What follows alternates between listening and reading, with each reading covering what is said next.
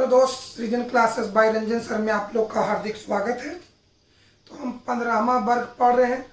तो 15वां वर्ग में टॉपिक को अच्छी तरह से समझने के लिए पहले कुछ कंसेप्ट जानिए।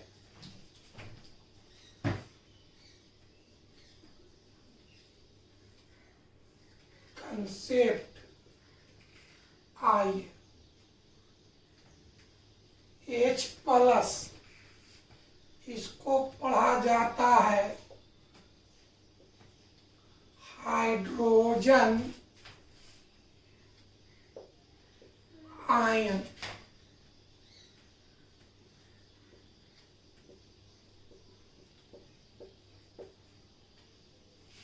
हाइड्रोजन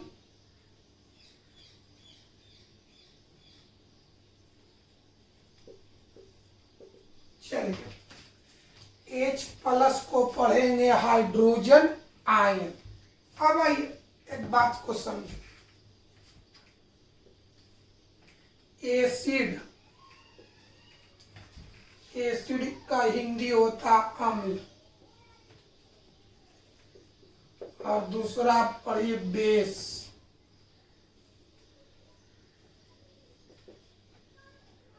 बेस मतलब क्षार, या इसी को कहते हैं भस्म। बात को समझे, कौन सी पदार्थ को अम्ल कहेंगे और कौन सी पदार्थ को क्षार कहेंगे।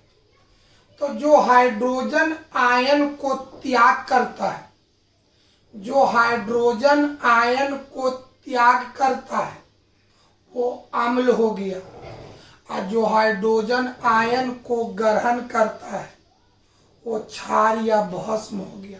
याद करो, H प्लस को क्या पढ़ेंगे? Hydrogen ion. तो हाइड्रोजन आयन को त्याग करने वाले को अम्ल, और हाइड्रोजन आयन को ग्रहण करने वाले को भस्म या क्षार कहते हैं। समझ में आया? समझा मेरे भाई? हाइड्रोजन आयन को त्याग करने वाले को अम्ल कहते हैं, और हाइड्रोजन आयन को ग्रहण करने वाले को भस्म या क्षार कहते हैं। अब अम्ल दो तरह का होता है, एक परबल अम्ल, परबल माने मजबूत अम्ल। बात समझ में आ गया? परबल अम्ल जिसको मजबूत अम्ल कहेंगे, दुर्बल अम्ल जिसको कमजोर अम्ल कहते हैं। तो अम्ल दो तरह का होता है, एगो परबल अम्ल और एगो दुर्बल अम्ल। तो कौन परबल अम्ल होता है? हाइड्रोजन आयन को त्याग करने वाले को अम्ल कहते हैं, और हाइड्रोजन आयन को ग्रहण करने वाले को भस्म या क्षार कहते हैं। अब अम्ल दो तरह का है, एगो परबल अम्ल, एगो दुर्बल अम्ल। तो किसको परबल अम्ल कहेंगे और किसको दुर्बल अम्ल करेंगे? तो जो हाइड्रोजन आयन को आसानी से त्याग देता है वो परबल अम्ल है, और जो हाइड्रोजन आयन को आसानी से त्याग नहीं पाता है वो दुर्बल अम्ल है। याद किया जाए, हाइड्रोजन आयन को त्याग करने, हाइड्रोजन आयन को त्याग करने वाले को अम्ल कहते हैं, आसानी से त्याग करने वाले को परबल अम्ल, और आसानी से त्याग न करने वाले को दुर्बल अम्ल कहा जाता है।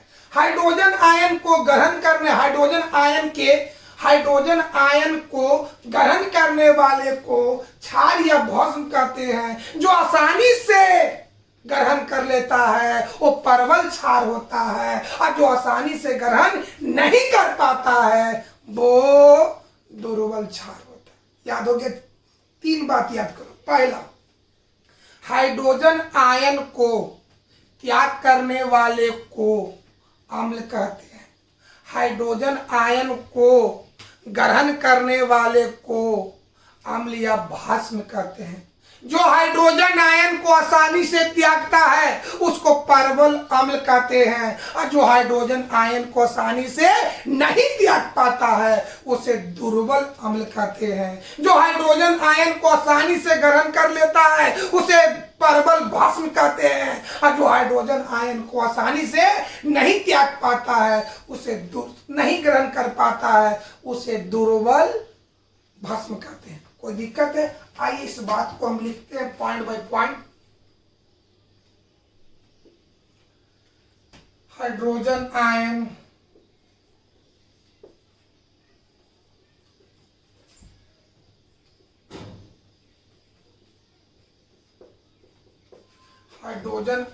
को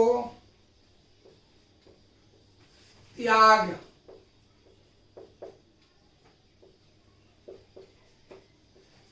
करने वाले को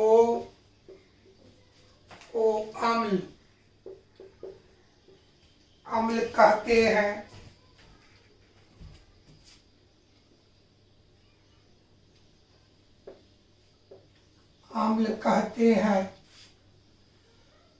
अम्ल कहते हैं। हाइड्रोजन आयन को आसानी से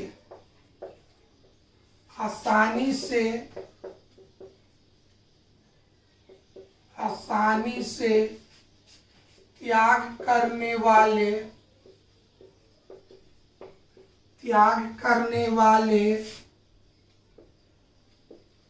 को प्रबल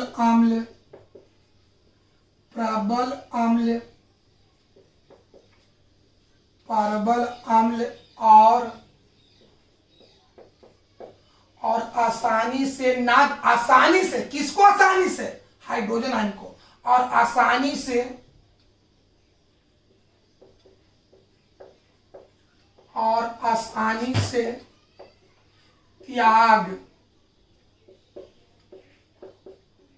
त्याग न करने वाले को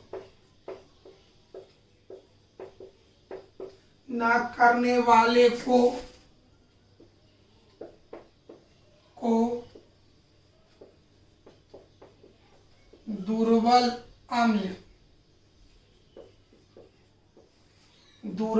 अम्ल कहते हैं। याद रखना है, हाइड्रोजन आयन को त्याग करने वाले को अम्ल कहते हैं। जो हाइड्रोजन आयन को आसानी से त्याग दे उसे प्रबल अम्ल कहा जाता है, और जो हाइड्रोजन आयन को आसानी से नहीं त्याग पाता है उसे दुर्बल अम्ल कहा जाता है। एक बात और याद समझिए, दूसरा पॉइंट, प्रबल अम्ल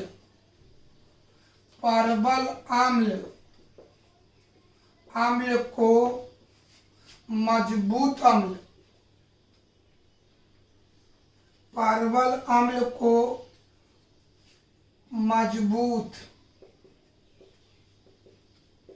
मजबूत अम्ल अम्ल और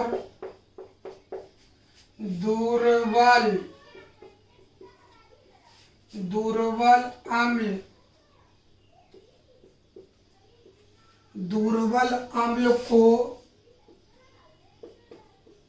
कमजोर अम्ल भी कहा जाता है। याद हुआ बाबू?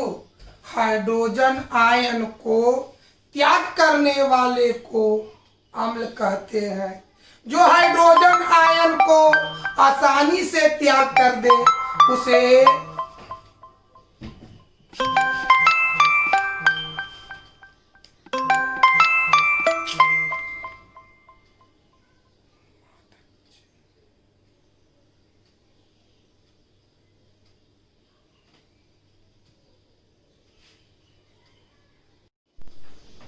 सुनिए बाबू, हाइड्रोजन आयन को त्याग करने वाले को अम्ल कहा जाता है। जो हाइड्रोजन आयन को आसानी से त्याग कर देता है उसे प्रबल अम्ल कहा जाता है, और जो हाइड्रोजन आयन को आसानी से नहीं त्याग पाता है उसे दुर्बल अम्ल कहा जाता है। प्रबल अम्ल को मजबूत अम्ल और दुर्बल अम्ल को कमजोर अम्ल भी कहा जाता है।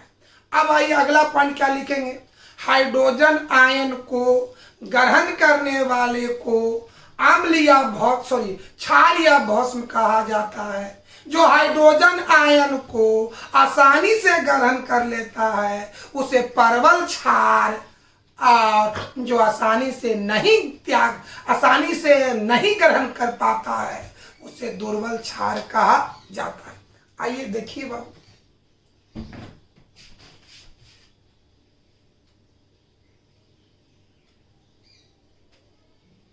तीसरी पॉइंट देखें।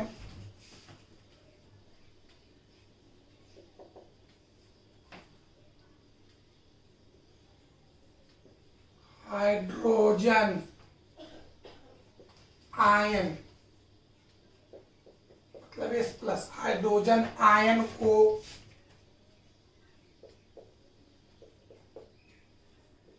ग्रहण करने वाले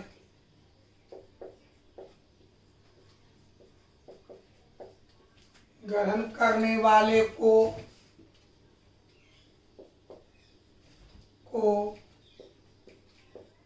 क्षार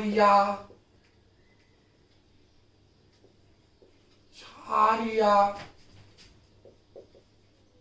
भस्म कहते हैं। हाइड्रोजन आयन H प्लस को क्या पढ़ेंगे? Hydrogen ion. हाइड्रोजन आयन को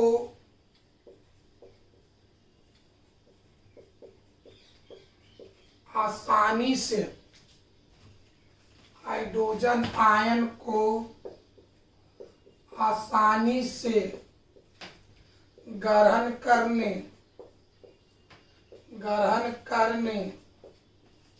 हाइड्रोजन आयन को आसानी से ग्रहण करने वाले को परवल क्षार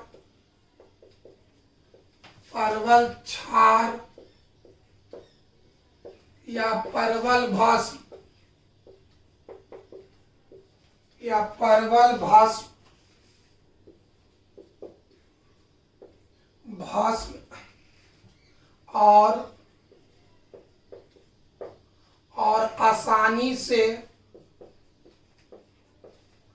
और आसानी से ना ग्रहण करने वाले को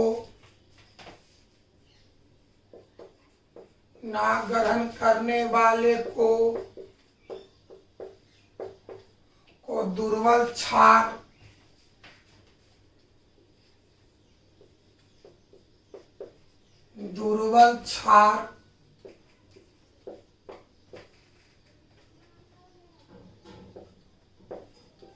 या दुर्बल भस्म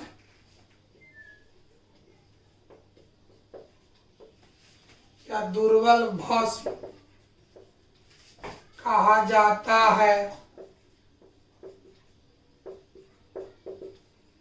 चलिए याद किया जाए कि जो हाइड्रोजन आयन को त्यागता है उसे अम्ल कहते हैं।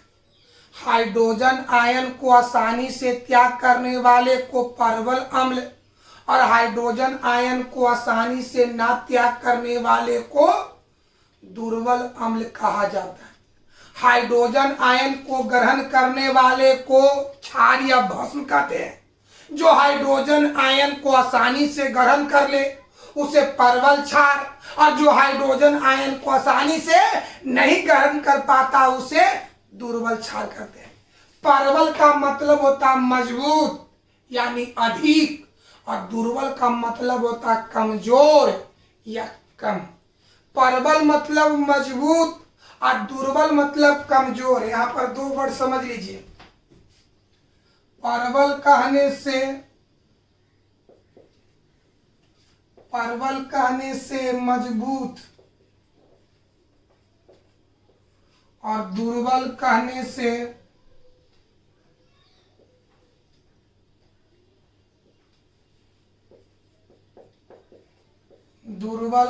से कमजोर का बोध होता है। ये दो बात, परवल कहने से मजबूत और दुर्बल कहने से कमजोर का बोध होता, तो यही दो बात याद करना है।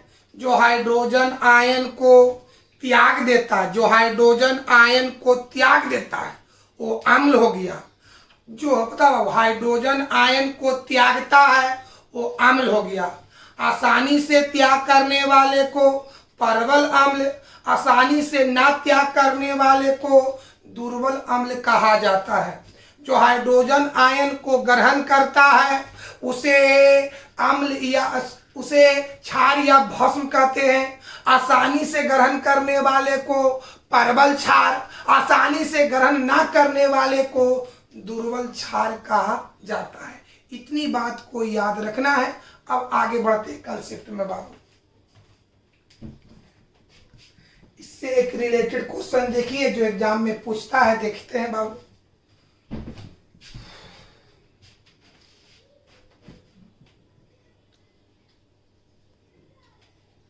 चलिए देखिए क्वेश्चन देखो बाबू, इसी से रिलेटेड एक क्वेश्चन देखिए।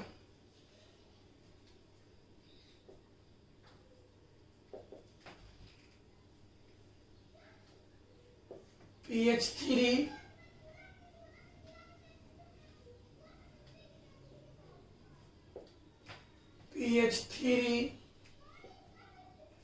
NH3 pH3 NH3 की अपेक्षा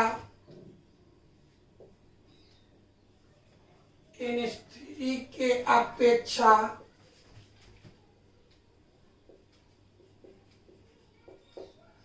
कमजोर भस्म होता है।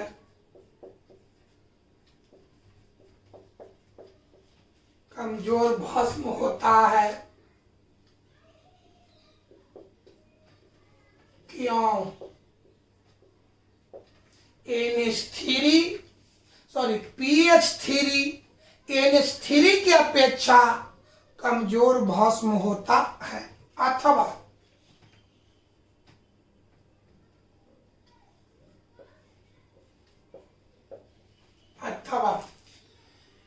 pH3 का नाम है फॉस्फिन, NH3 का नाम है अमोनिया। क्या इसको दूसरे रूप में पूछेगा? इसका नाम है फॉस्फिन, इसका नाम है अमोनिया, ऐसे भी क्वेश्चन पूछ सकता है। फॉस्फिन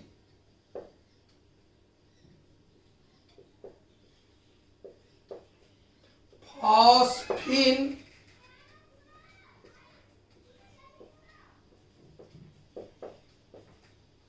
फॉस्फिन अमोनिया के अपेक्षा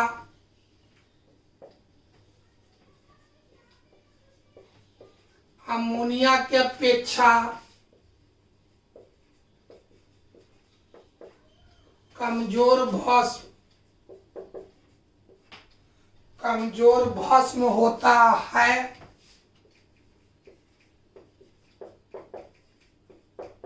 क्यों? चलिए समझना है। pH3 NH3 की अपेक्षा कमजोर भस्म होता है, यानी यहां समझना क्या कहता है कि pH3 जो है NH3 की अपेक्षा, माने इसकी अपेक्षा एक कमजोर भस्म है। बढ़िया से कहा था pH3 NH3 की अपेक्षा कमजोर भस्म, मतलब कि ये जो है इसकी अपेक्षा एक कमजोर भस्म है। कमजोर भस्म है। बताओ मेरे भाई, pH3 इसके सामने कमजोर भस्म है, तो जब ये कमजोर भस्म होगा तो ये हो जाएगा मजबूत भस्म। मजबूत भस्म।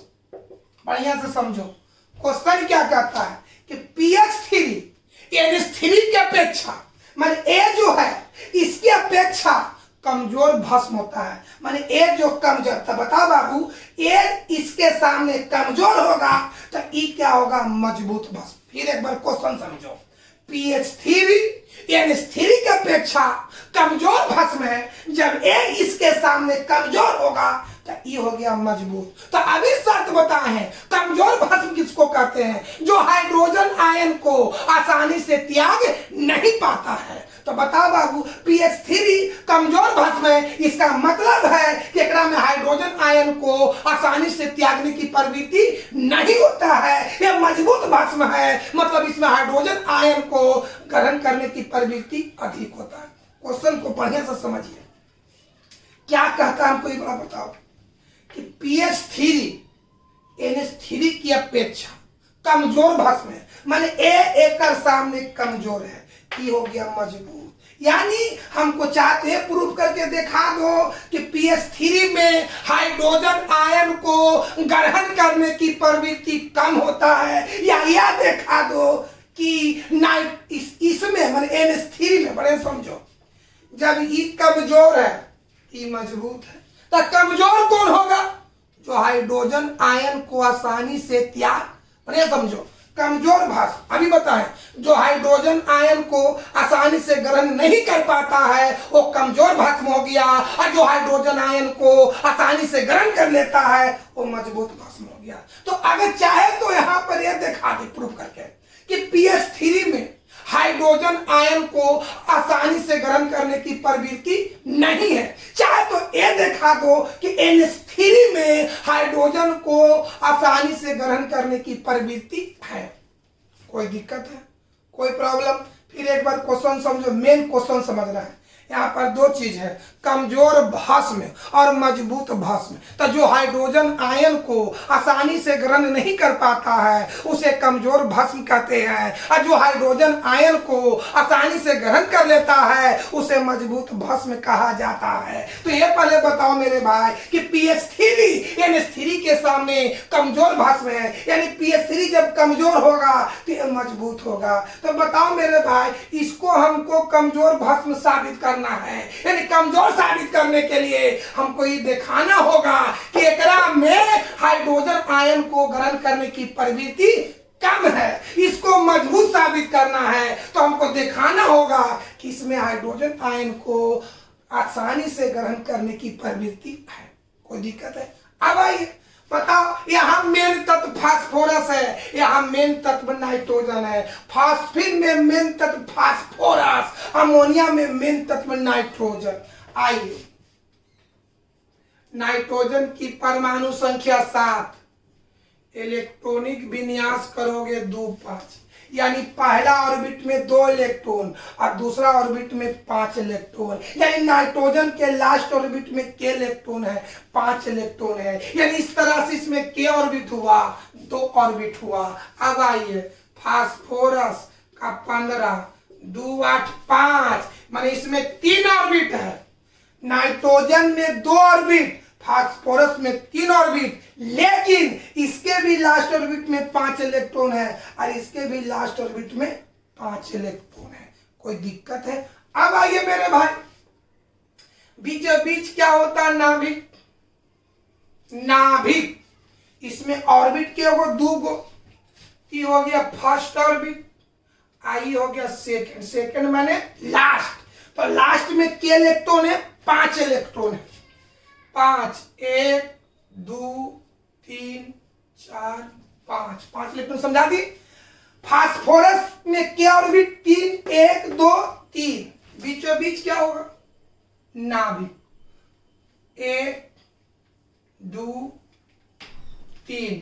पता है यहां भी लास्ट ऑर्बिट में 5 इलेक्ट्रॉन है, 1, 2, 3, 4, 5। बढ़िया से समझो, ध्यान से समझो। एक बात बताओ, 2 चीज समझे होंगे, आकर्षण, एक होता विकर्षण, विकर्षण,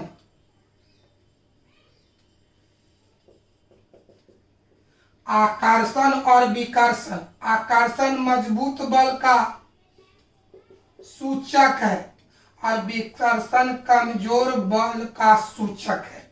आकर्षण मजबूत, माने जितना ज्यादा आकर्षण होगा उतना ही ज्यादा लगने वाला बल मजबूत होगा, और जितना ज्यादा विकर्षण, बढ़िया से बोलो, आकर्षण मजबूत का सूचक है और विकर्षण कमजोर का सूचक है। तो जितना ज्यादा आकर्षण होगा उतना ही ज्यादा लगने वाला बल मजबूत होगा, और जितना ज्यादा विकर्षण होगा लगने वाला बल उतना ही कमजोर होगा। तो याद करो, अगर चार्ज, अगर आवेश सेम हो, समान हो, तो बीच में विकर्षण होगा, अगर भिन्न भिन्न हो तो आकर्षण होगा। तो बताओ मेरे भाई, ये लड़का, ये भी इलेक्ट्रॉन, ये भी इलेक्ट्रॉन, इलेक्ट्रॉन पर नेगेटिव, यहाँ भी नेगेटिव। बताओ मेरे भाई, ये दोनों चार्ज सेम है तो यहाँ पर लगने वाला बल विकर्षण होगा। यहाँ पर भी देखो नेगेटिव, यहाँ नेगेटिव, तो बता दोनों चार्ज सेम है तो यहाँ भी विकर्षण बल लगेगा, और यहाँ भी विकर्षण बल लगेगा। बढ़िया से समझो बाबू, अगर चार्ज सेम है तो बीच में लगने वाला बल विकर्षण होगा, अगर चार्ज भिन्न भिन्न है तो बीच में लगने वाला बल आकर्षण होगा। तो देख तो बाबू, तो इलेक्ट्रॉन पर नेगेटिव, यहाँ भी नेगेटिव, तो इलेक्ट्रॉन के बीच में लगने वाला बल विकर्षण होगा, यहाँ भी विकर्षण होगा। लेकिन नाइट्रोजन का आकार देखिए, ये आकार है नाइट्रोजन का और ये आकार है फास्फोरस का। तो नाइट्रोजन का आकार फास्फोरस की अपेक्षा छोटा है। जब छोटा है तो दो इलेक्ट्रॉनों के बीच की दूरी कम होगा, जब इलेक्ट्रॉनों के बीच की दूरी कम होगा तो विकर्षण क्रिया ज्यादा होगा। पढ़े समझो, नाइट्रोजन का परमाणु आकार फास्फोरस की अपेक्षा छोटा होता है, जिससे लास्ट ऑर्बिट में इलेक्ट्रॉनों के बीच विकर्षण क्रिया ज्यादा होगा। जब विकर्षण क्रिया ज्यादा होगा तो लगने वाला बल कमजोर होगा, और जब कमजोर होगा, बताओ बाबू, लगने बढ़िया समझो, ये नाइट्रोजन ही फास्फोरस है, तो नाइट्रोजन का परमाणु आकार फास्फोरस की अपेक्षा छोटा होता है, जिससे लास्ट ऑर्बिट में इलेक्ट्रॉनों के बीच, बताओ बाबू, ये देखो दूरी इतना है, ये दूरी इतना है, पता ये दोनों इलेक्ट्रॉनों के बीच की दूरी इसकी अपेक्षा कम है। जब दूरी कम है तो विकर्षण बल ज्यादा, विकर्षण क्रिया ज्यादा होगा।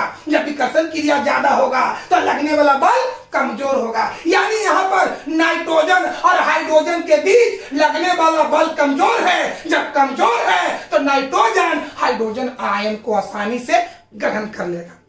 बस समझ में आया?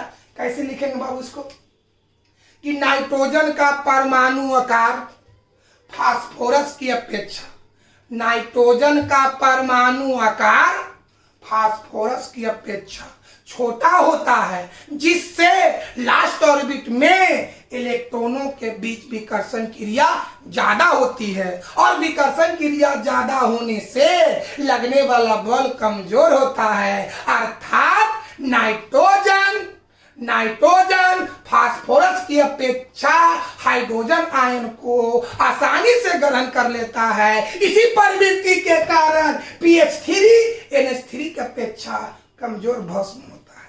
आइए इस बात को लिखते हैं बाबू।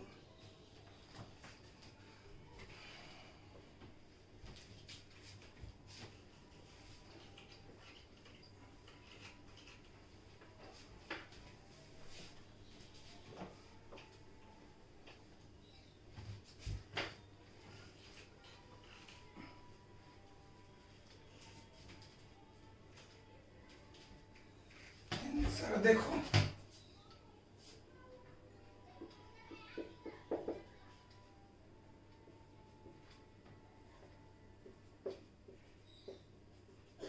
नाइट्रोजन का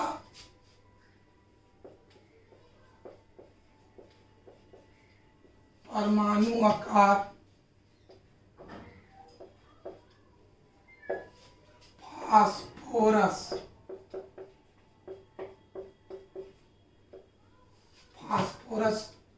के अपेक्षा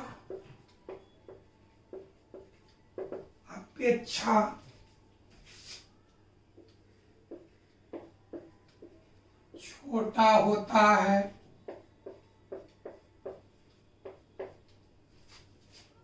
जिससे लास्ट ऑर्बिट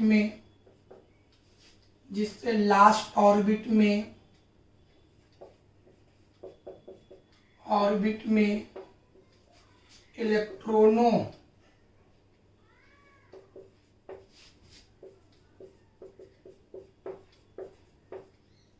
लास्ट ऑर्बिट में इलेक्ट्रॉनों के बीच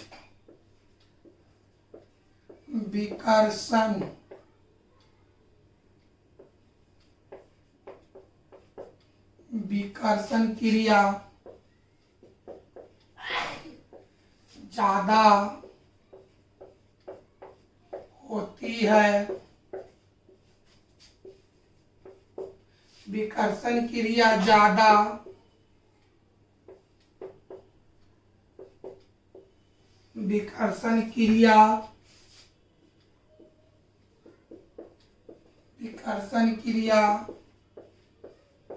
ज्यादा होने से लगने वाला बल कमजोर होता है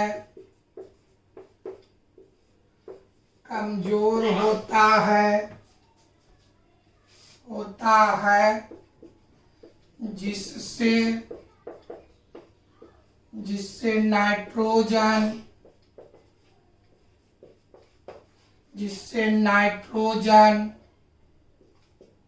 फास्फोरस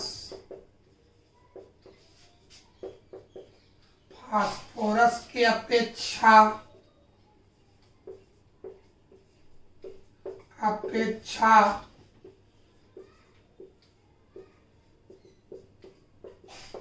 हाइड्रोजन आयन को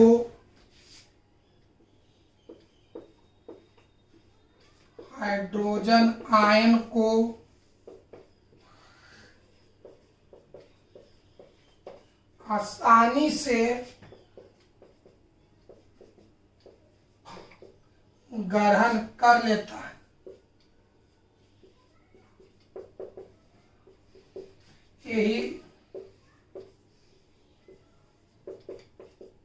यही कारण है कि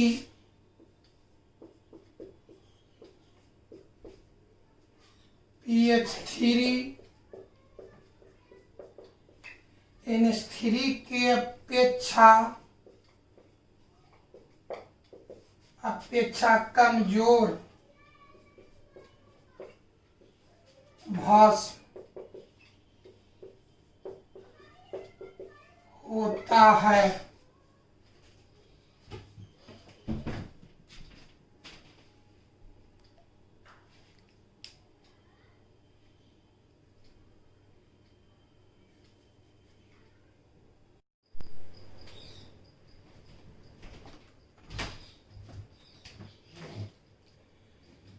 आइए 15वां ग्रुप में देखिए, कल एक क्वेश्चन 15वां ग्रुप में दूसरा क्वेश्चन इम्पोर्टेंट है। सब एक ही क्वेश्चन है। PCl5 प्रकृति में पाया जाता जबकि NCl5 नहीं। सब एक ही क्वेश्चन, सबका आंसर एक ही होगा। PCl5 प्रकृति में पाया जाता है, NCl5 नहीं। व्याख्या करें, स्पष्ट करें, कारण दें। चलिए, अथवा PCl5 का निर्माण होता है, NCl5 का नहीं। व्याख्या करें। तीसरा देखिए, PCl5 ज्ञात होता है, NCl5 नहीं। व्याख्या करें। सब एक ही क्वेश्चन है। पहला रूप है PCl5 प्रकृति में पाया जाता है, NCl5 नहीं। व्याख्या करें। इसी क्वेश्चन का दूसरा रूप है PCl5 का निर्माण होता है, NCl5 का नहीं। व्याख्या करें। इसी क्वेश्चन का तीसरा रूप है PCl5 ज्ञात होता है, NCl5 नहीं। व्याख्या करें। इसी क्वेश्चन का चौथा रूप है PF5 ज्ञात होता है, NF5 नहीं। व्याख्या करें। पांचवा रूप है फास्फोरस पेंटाहाइलाइड का निर्माण करता है, नाइट्रोजन नहीं। व्याख्या करें। इसी क्वेश्चन का अगला रूप है कि नाइट्रोजन NCl3 बनाता है। नाइट्रोजन NCl3 बनाता है, जबकि फास्फोरस PCl3 एवं PCl5 दोनों बनाता है। व्याख्या करें। ये सभी क्वेश्चन का आंसर एक ही होगा। कोई भी एग्जाम में कोई भी रूप आवे, आंसर एक होगा। चलिए एक बार और देखा जाए। क्वेश्चन का पहला रूप PCl5 प्रकृति में प्राप्त होता है। PCl5 प्रकृति में प्राप्त होता है, NCl5 नहीं। क्वेश्चन का दूसरा रूप PCl5 का निर्माण होता है, NCl5 का नहीं। तीसरा रूप PCl5 ज्ञात होता है, NCl5 नहीं। चौथा रूप PF5 ज्ञात होता है, NF5 नहीं। अगला रूप फास्फोरस पेंटाहाइलाइड बनाता है, नाइट्रोजन नहीं। अगला रूप नाइट्रोजन PCl3 बनाता है, जबकि फास्फोरस PCl3 और PF5 दोनों बनाता है। चलिए तो इसका हम आपका जवाब देते हैं। तो एक पहले बताओ बाबू, अब नॉन मैट्रिक में पढ़े होंगे, संयोजकता का बहुत सी परिभाषा पढ़े होंगे। एक पढ़े होंगे अनपेयर्ड इलेक्ट्रॉन की संख्या को ही संयोजकता कहते हैं। माने जितना अनपेयर्ड इलेक्ट्रॉन होगा उतना ही उसकी संयोजकता होगा। आइए इसका जवाब आंसर देते हैं।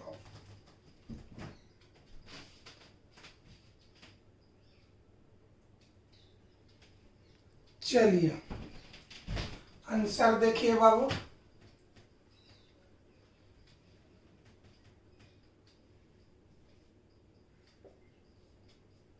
चलिए यहाँ दो तरह का यौगिक है, एगो PCl5 और एगो NCl5। यहाँ पर मेन तत्व फास्फोरस है, यहाँ पर मेन तत्व नाइट्रोजन है। इस क्वेश्चन में दो तरह की चर्चा है, फास्फोरस और नाइट्रोजन। PCl5 में मेन तत्व फास्फोरस है और NCl5 में मेन तत्व नाइट्रोजन है। आइए देखते हैं बाबू, आंसर देखिए। चलिए फास्फोरस की परमाणु संख्या 15 होता है। चलिए इलेक्ट्रॉनिक विन्यास आपको याद करें। सबसे पहले भरता है 1s में, एस में के इलेक्ट्रॉन 2 इलेक्ट्रॉन, 1s के बाद 2s, एस में 2 इलेक्ट्रॉन, 2s के बाद 2p, p में 6 इलेक्ट्रॉन, 2p के बाद 3s, 3s, s में के इलेक्ट्रॉन 2, 3s के बाद 3p, 3p गिन लीजिए, 2 और 2 4, 4 4 10, 10 2 12, अब 12 3 15। अब बताओ ये हो गया फर्स्ट ऑर्बिट, ये हो गया सेकेंड ऑर्बिट और ये हो गया थर्ड ऑर्बिट। तो आपको याद होना चाहिए कि डी सबसेल की शुरुआत थर्ड ऑर्बिट से होता है। तो फास्फोरस में तीसरा, फास्फोरस में ऑर्बिट थर्ड तक है। इसका मतलब है कि इसमें डी सबसेल भी होगा, कोई दिक्कत है। डी सबसेल की शुरुआत थर्ड ऑर्बिट से होता है और फास्फोरस में ऑर्बिट थर्ड तक है। इसका मतलब कि इसमें डी सबसेल भी होगा। ठीक, थर्ड ऑर्बिट है तो यहाँ पर लिख देंगे 3d, लेकिन इसके पास इलेक्ट्रॉन कितना 15 गो। तो 2 और 2 4, 4 और 6 10, 10 2 12, 12 3 15। पी सबसेल तक ही इलेक्ट्रॉन 15 खत्म हो जाता है, तो यहाँ इलेक्ट्रॉन दिखाएंगे 0। आइए ये आपका हो गया फर्स्ट ऑर्बिट, ये हो गया सेकेंड ऑर्बिट, ये हो गया third orbit. Third orbit is a last orbit और आपको याद होना चाहिए कि लास्ट ऑर्बिट का सबसेल ही ओवरलैपिंग में, अभिक्रिया में, बॉन्डिंग में भाग लेता है। याद हो गया, लास्ट ऑर्बिट का ही सबसेल ओवरलैपिंग में या अभिक्रिया कहो या बॉन्ड क्रिया कहो भाग लेता है। तो यहाँ पर लास्ट ऑर्बिट कौन है मेरे भाई? ये आपको है थर्ड ऑर्बिट। तो थर्ड ऑर्बिट में कौन कौन सबसेल है? एस है, पी है, डी है। आइए समझाते, बताओ। पहला सबसेल है 3s, एस में के ऑर्बिटल, एक ऑर्बिटल, एक ऑर्बिटल, इलेक्ट्रॉन 2 गो है, तो एगो भरेंगे क्लॉक और एगो भरेंगे एंटी क्लॉक। ये हो गया 3s का। 3s के बाद है 3p। p में आपको याद हो देना चाहिए 3 ऑर्बिटल होता है, 3 ऑर्बिटल, कोई दिक्कत है? ये हो गया 3p का। के इलेक्ट्रॉन है, 3 इलेक्ट्रॉन है, तो पहले एक एक करके भरेंगे, क्लॉक क्लॉक क्लॉक, 1 2 3, तीनों वही है। उसके बाद कौन सा सेल है, डी, डी में 5 ऑर्बिटल है, 5 ऑर्बिटल, 1 2 3, देख लीजिए, ये हो गया 3D। इसमें 0 इलेक्ट्रॉन है, माने एक को इलेक्ट्रॉन नहीं है।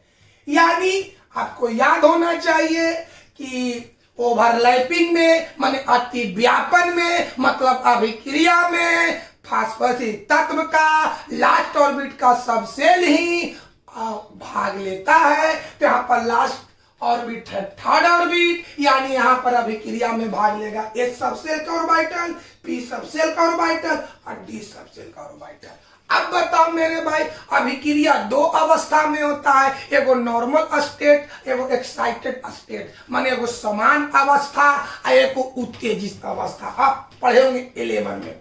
चलिए भाई, तो ये आपका हो गया समान अवस्था। देखिए यहाँ पर लिख देते हैं, कौन अवस्था में है भाई, समान अवस्था में, समान अवस्था। अब चलिए, जैसे ही ये सारा ऑर्बिटल आपस में मिलेगा, ये है कौन अवस्था, समान अवस्था में कोई भी तत्व में कोई भी एक तत्व अभिक्रिया नहीं करता।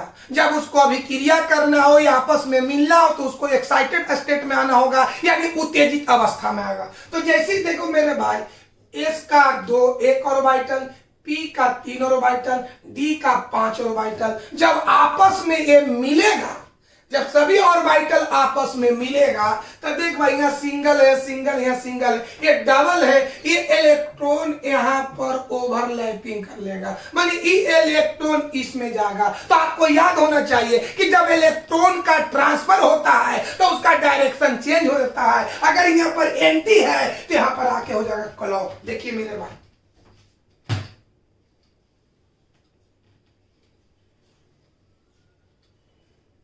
ये हो गया 3s का,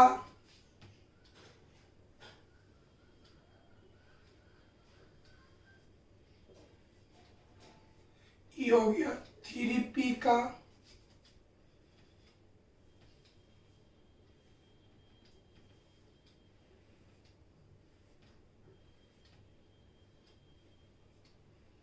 ये हो गया 3d का। ये तो इसमें एक यहाँ 2 गो है, तो एक इलेक्ट्रॉन रह जाएगा, ये इलेक्ट्रॉन यहाँ पर ट्रांसफर कर देगा। चलिए, ये आपका हो गया उत्तेजित अवस्था, उत्तेजित अवस्था। चलिए समझे बढ़िया से, बताओ, अगर डबल इलेक्ट्रॉन तो इसको पेयर्ड कहते हैं और सिंगल है तो अनपेयर्ड कहते हैं। तो देखिए, तो समान अवस्था में फास्फोरस में अनपेयर्ड इलेक्ट्रॉन कितना है, तो अनपेयर्ड इलेक्ट्रॉन की संख्या को ही संयोजकता कहते हैं। तो समान अवस्था में नॉर्मल स्टेट में यहां पर अनपेयर्ड के 3 गो है, 1 2 3, तो इस अवस्था में यहां पर संयोजकता 3 होगा। लेकिन जैसी ओवरलैपिंग करेगा, सभी ऑर्बिटल आपस में मिलेगा, तो ये जो इलेक्ट्रॉन है ट्रांसफर कर जाएगा, मतलब यहां से चल जाएगा यहाँ। तो जब इलेक्ट्रॉन का ट्रांसफर होता है तो उसकी डायरेक्शन चेंज होता है, तो यहाँ पर एंटी है तो यहाँ पर क्लॉक हो जाएगा। अब ऐसा करने से अनपेयर्ड के 1 2 3 4 5, यानी अनपेयर्ड इलेक्ट्रॉन की संख्या 5, यानी यहाँ पर संयोजकता हो गया 5। अब बताओ, पहले था 3, अब हो गया 5। ये 5 कैसे हुआ? अगर ये खाली ऑर्बिटल नहीं रहता, ये डी सब सेल का खाली ऑर्बिटल नहीं रहता, तो यहाँ पर इलेक्ट्रॉन का ट्रांसफर भी नहीं होता। जब ट्रांसफर भी नहीं होता तो 3 से 5, फिर में समझो, यहाँ अनपेयर्ड के 3 गो तो संयोजकता 3, इस हालत में अनपेयर्ड के है 5 गो तो संयोजकता 5, मतलब 3 से क्या हो गया 5। इसका मुख्य रीजन क्या है कि डी सब सेल का ही खाली ऑर्बिटल था, जब खाली है तो यहाँ पर से इलेक्ट्रॉन ट्रांसफर हो गया, जब ट्रांसफर हो गया तो अनपेयर्ड इलेक्ट्रॉन 3 से क्या हो गया 5। यानी इसका मुख्य रीजन है कि फास्फोरस में डी सबसेल का खाली ऑर्बिटल पाया जाता है। जब खाली ऑर्बिटल पाया जाता है तो जैसे ही ओवरलैपिंग होता है तो इलेक्ट्रॉन ट्रांसफर हो जाता है। जब ट्रांसफर होता है तो अनपेयर्ड इलेक्ट्रॉन 3 से 5 हो जाता है। कैसे इसको बताएंगे मेरे भाई, कैसे लिखेंगे इसको? क्या लिखेंगे कि फास्फोरस में डी सबसेल का खाली ऑर्बिटल पाया जाता है। फास्फोरस में डी सबसेल का खाली ऑर्बिटल पाया जाता है, जिससे उसकी संयोजकता 3 से बढ़कर के 5 हो जाता है। जबकि इस तरह का गुण नाइट्रोजन में नहीं पाया जाता है। क्या लिखेंगे मेरे भाई? पहले तो आप इस तरह का डायथी बना दीजिएगा, उसके बाद नीचे लिखिएगा कि फास्फोरस में डी सबसेल का खाली ऑर्बिटल पाया जाता है, जिससे उसकी संयोजकता, उसकी माने फास्फोरस की संयोजकता 3 से बढ़कर के 5 हो जाता है। जबकि इस तरह का गुण नाइट्रोजन में नहीं पाया जाता है। इसी प्रवृत्ति के कारण जो क्वेश्चन एग्जाम में देख भाई, इस आंसर का 6 क्वेश्चन 6 रूप है, 6 रूप है। एग्जाम में जो रूप दे रहे हैं उसके बाद जोड़ देना है। इसी प्रवृत्ति के कारण 6 रूप में जो है उसको नीचे लिख देना है। इसी प्रवृत्ति के कारण PCl5 प्रकृति में पाया जाता है, NCl5 नहीं। या रहे इसी प्रवृत्ति के कारण PCl5 का निर्माण होता है, NCl5 का नहीं। या लिख सकते हैं इसी प्रवृत्ति के कारण नाइट्रोजन NCl3 बनाता है, जबकि फास्फोरस PCl3 एवं PCl5 दोनों बनाता है। माने क्वेश्चन का जो रूप रहे इसी प्रवृत्ति के कारण नीचे जोड़ देना है। आइए लिखते हैं इसका आंसर।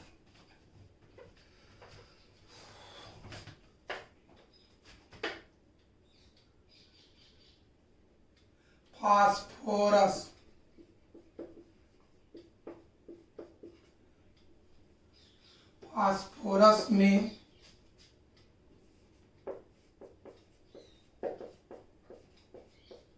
डी सबसेल का खाली ऑर्बिटल पाया जाता है,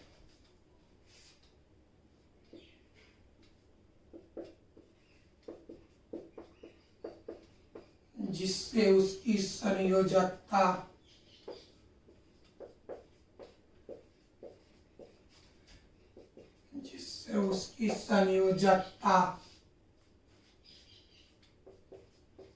तीन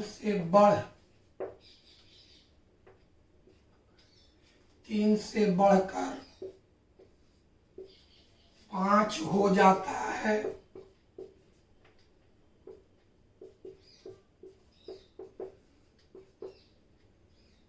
जबकि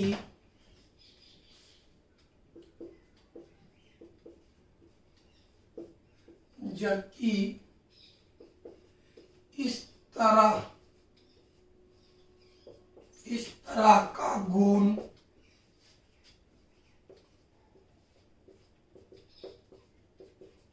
नाइट्रोजन में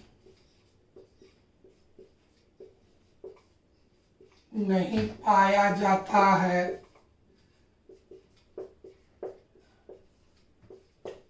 इसी प्रवृत्ति के कारण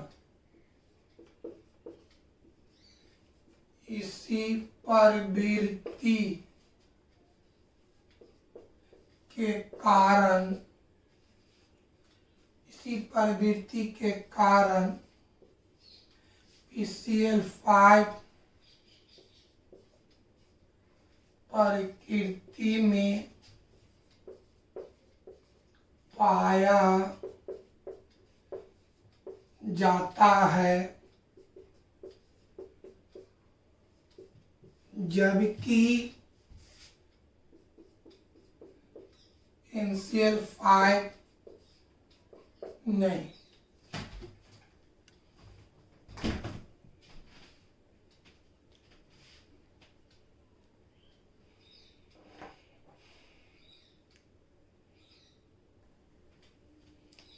चलिए अगला क्वेश्चन देखिए।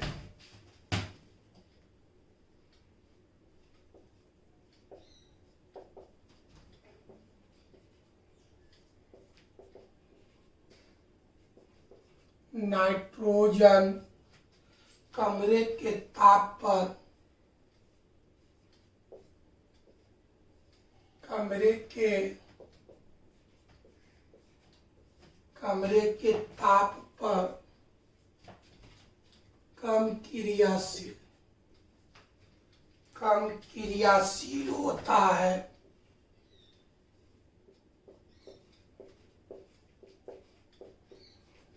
कम क्रियाशील होता है क्यों?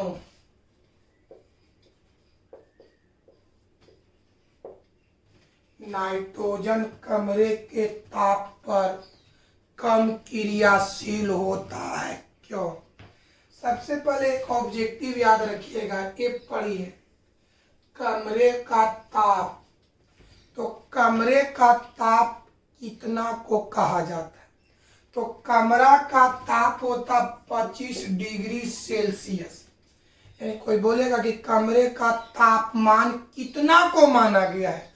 25 डिग्री सेल्सियस। सेल्सियस में 25 डिग्री। अब सेल्सियस को बनाना है केल्विन में, तो सेल्सियस को केल्विन में बनाने के लिए 273 जोड़ा जाता है। तो 25 में जैसे 273 जोड़ेंगे तो 298 केल्विन। ये याद रखना है, ये ऑब्जेक्टिव पूछते रहता है।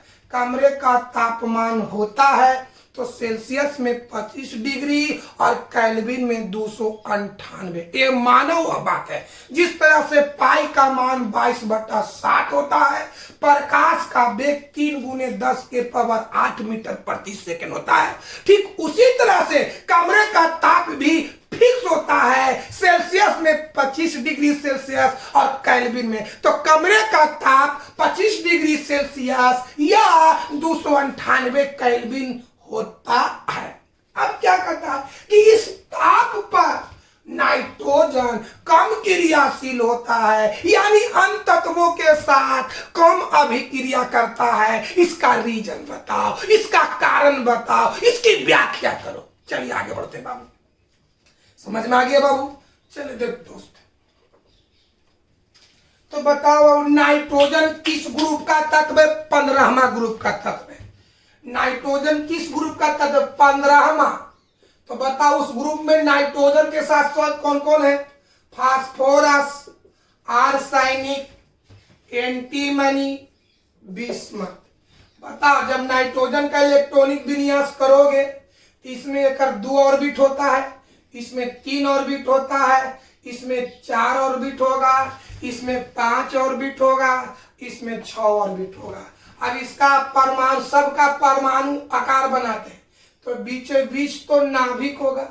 इसमें ऑर्बिट 2 गो, फर्स्ट ऑर्बिट, इस सेकेंड ऑर्बिट, बीचों बीच नाभिक, इसमें 3 ऑर्बिट, फर्स्ट, सेकेंड, थर्ड।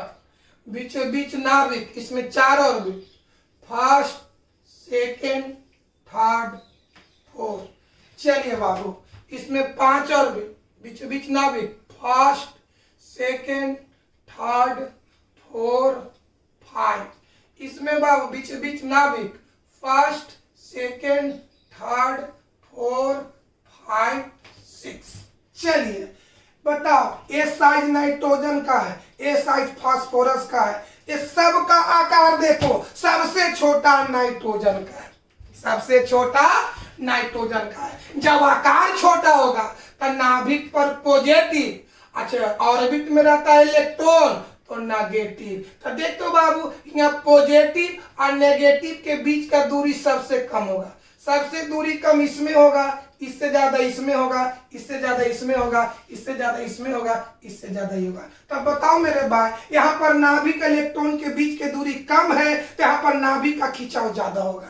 यानी हम आपको पहले भी बताते हैं कि जब दूरी कम होगा तो नाभिक, जब आकार कम होगा, आकार कम होगा तो नाभिक का खिंचाव, नाभिक का प्रभाव ज्यादा होगा। कोई दिक्कत है? यानी क्या लिखेंगे कि नाइट्रोजन का परमाणु आकार, नाइट्रोजन का परमाणु आकार अपने ग्रुप में 15वां ग्रुप में नाइट्रोजन का परमाणु आकार अपने ग्रुप में उपस्थित अन्य तत्वों की अपेक्षा सबसे छोटा होता है। देखते हो बाबू, नाइट्रोजन का जो एटॉमिक साइज है इस सब की अपेक्षा क्या है, छोटा है। जब आकार छोटा होगा तो नाभिक का प्रभाव क्या होगा, ज्यादा होगा।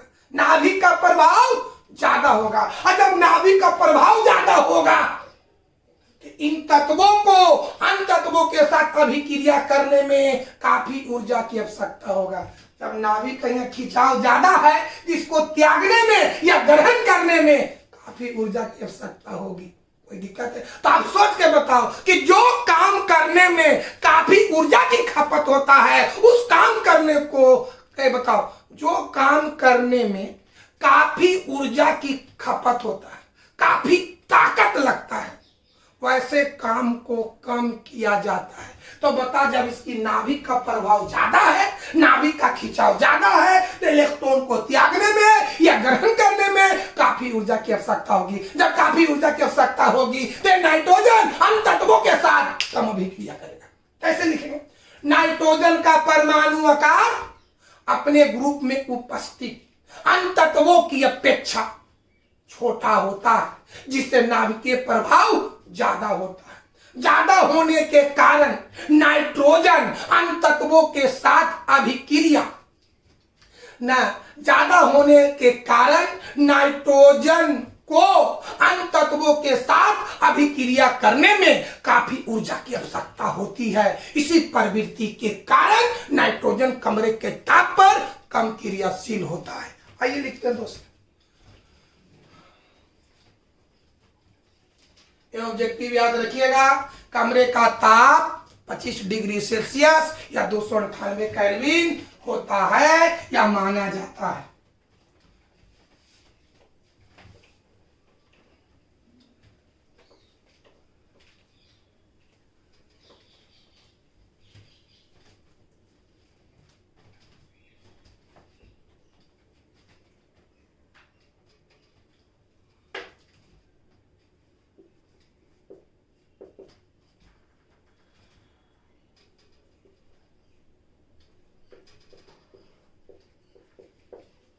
नाइट्रोजन का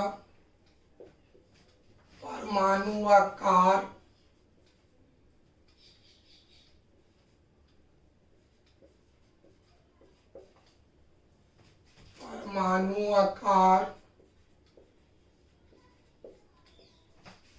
अपने ग्रुप में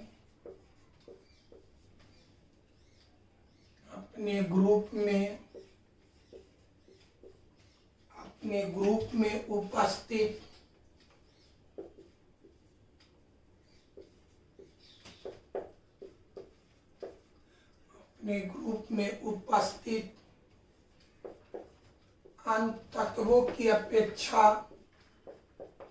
अन्य तत्वों की अपेक्षा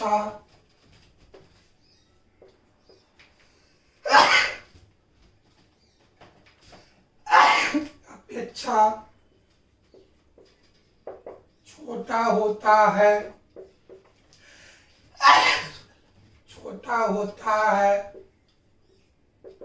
जिससे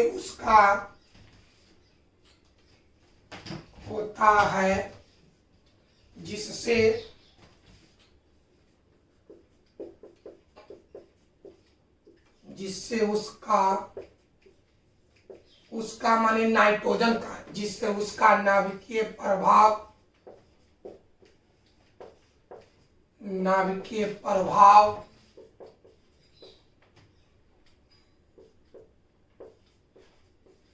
ज्यादा होता है। ज्यादा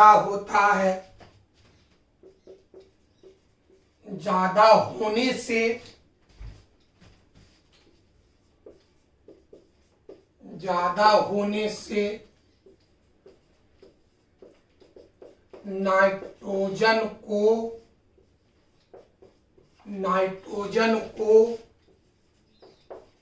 अन्य तत्वों के साथ अभिक्रिया करने में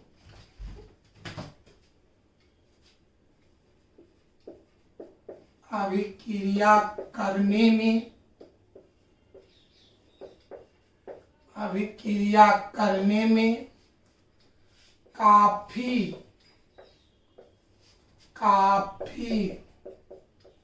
ऊर्जा की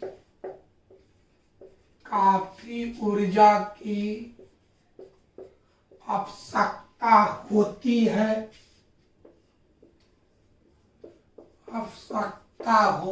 है।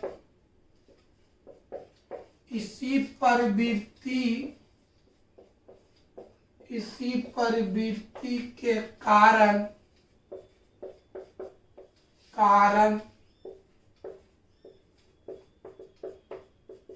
नाइट्रोजन कमरे के ताप पर कम क्रियाशील